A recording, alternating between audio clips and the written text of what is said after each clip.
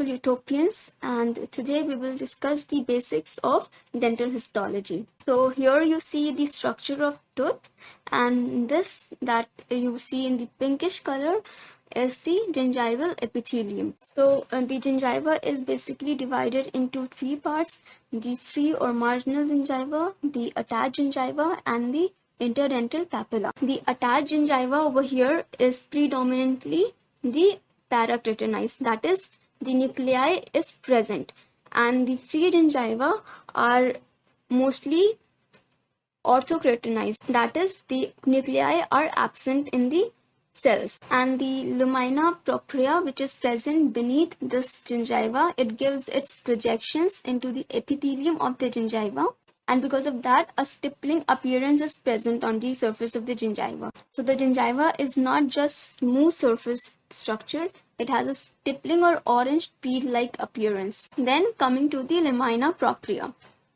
So this over here you have the Lamina Propria. The Lamina Propria is a thin connective tissue which is present beneath the gingiva, and over here you can see that it gives the long projections into the epithelium of the gingiva, and these projections will form the stippling appearance. This Lamina Propria is composed of network of type 1 collagen fibers and elastic fibers, and along with this it contains the fibroblast and the plasma cells, and it has many immune cells such as macrophages. It also contains the rich vascular supply which gives the pinkish hue to the gingiva.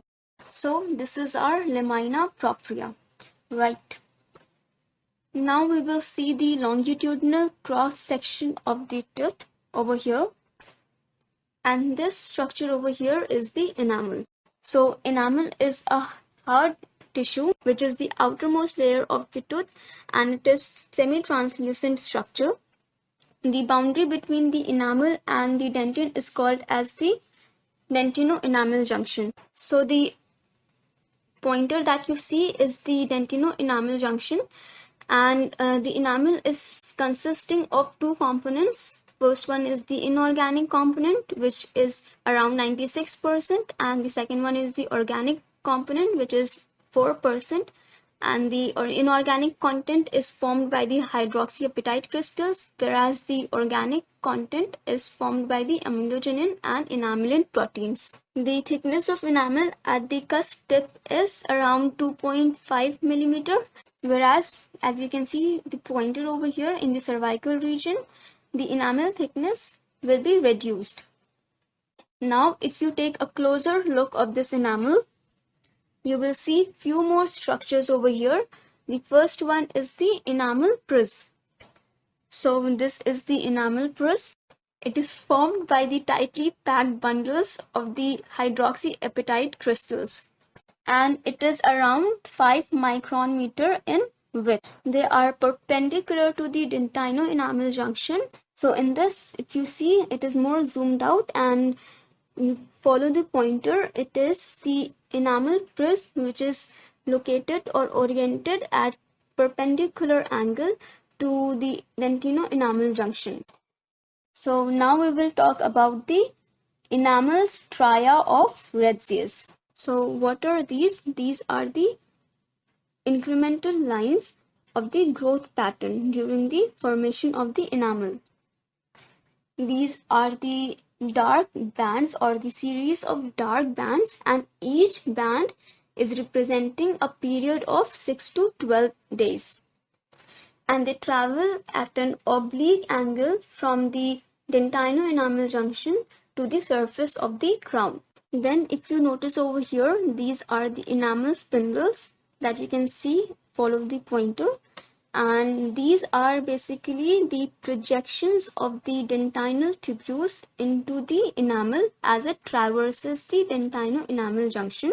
So this is the enamel spindle, and it is also called as fussus enameli, and this is formed by the entrapment of the dentinal tubules into the enamel either prior to or during the formation of the enamel or in amelogenesis.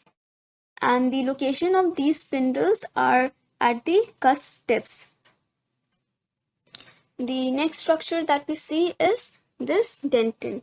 So dentin is also a hard tissue, but it is way less harder than the enamel, and it is light yellow to white in color, and it is composed of 70% inorganic substance, that is the hydroxyapatite crystal, and 30% by the organic component. The dentinal tubules run between the cemento-enamel junction and the pulp layer, and it allows the transmission of pain.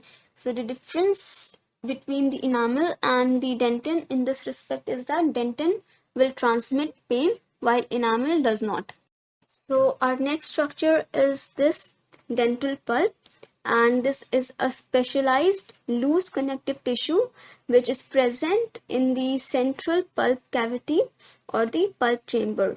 The pulp has two distinct zones, the central zone and the peripheral zone, and both these zones will be seen both in the coronal portion and the radicular portion, that is in the root area and in the crown area. The central zone contains the arterioles, the veins and the nerves, and the peripheral zone is also called as the odontogenic zone, and it is consisting of a distinct layer which is called as the odontoblastic layer. Adjacent to this odontoblastic layer is a cell-free zone which is also called as zone of Weyl. So it is the zone of Weyl, and adjacent to this zone of Weyl there is cell-rich zone. The deep pulp cavity, which is located medial to the cell-rich zone, contains subodontoblastic nerve plexus or the plexus of Rashkow.